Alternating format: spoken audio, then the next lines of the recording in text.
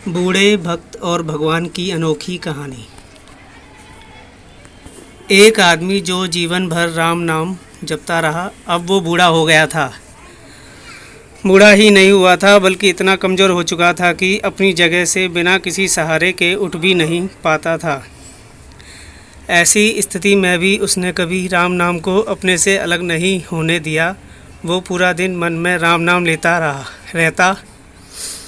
राम नाम की वजह से उसे अपनी तकलीफ़ों को सहन करने की शक्ति मिलती। बूढ़े हो चुके इस आदमी को 2 बेटे थे जो उसे नित्यक्रम करने में मदद करते।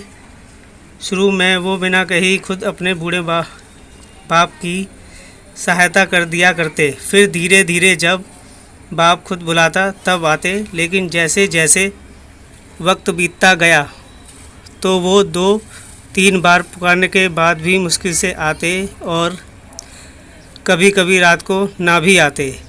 अब हालत ऐसी हो चली थी कि अक्सर बूढ़ा बिस्तर गंदा कर दिया करता और जब तक उसके बेटों से सहायता ना मिलती ऐसे ही गंदे बिस्तर में पड़ा रहता। बुढ़ापा बढ़ता जा रहा था, उसकी नज़रें कमज़ोर हो चुकी थी। इतनी बदहाली में भी उस आदमी ने राम नाम का साथ नहीं छोड़ा था। एक बार बूढ़े को नित्य कर्म करना था। उसने आवाज़ लगाई और अगले ही पल किसी ने उसका हाथ बड़ी कोमलता से पकड़ा और उसे नित्यक्रम करवाकर उसके बिस्तर पर लिटा दिया। यह अब रोज़ाना होने लगा। जब भी बूढ़ा आवाज़ देता, अगले ही पल उसकी अब मदद करने के लिए कोई आता और उसे उसके सारे काम कराकर वहाँ से चला जाता। नज़र कमज़ोर हो चुकी थी, देखकर बूढ़ा उसे पहचान नहीं पाता, लेकिन बूढ़ा जानता था कि यह उसके बेटे नहीं हो सकते और वह स्पर्श भी उनके बेटों का नहीं था।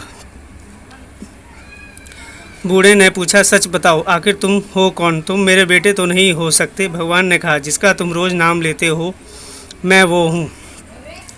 जिस भगवान का नाम वह पूरा जीवन लेता रहा, उसे अपने पास पाकर बूढ़ा उनके चरणों में गिर पड़ा और बोला, भगवान मैं धन्य हो गया जो आपने मुझे साक्षात दर्शन दिए, लेकिन भगवान मैं बहुत शर्मिंदा हूँ क्योंकि मैंने आपसे मेरे नित्य कर्म करवाए। भगवान ने कहा, मेरे लिए सारे काम एक जैसे हैं। अगर वह काम मुझे अपने भक्तों के लिए करना पड़े तो मुझे सभी कामों में खुशी मिलती है। बूढ़े ने हाथ जोड़ते हुए कहा, भगवान से कहा, लेकिन भगवान आप यह सब करने के बजाय मुझे मुक्त क्यों नहीं कर देते? क्या आपके दर्शन मात्र से मेरी मुक्ति संभव नहीं है? इतना बोलकर भगवान वहाँ से अंतर्धान हो गए। कुछ महीनों और काफ़ी तकलीफ भोगने के बाद आखिरकार उस बूढ़े आदमी को मुक्ति मिली।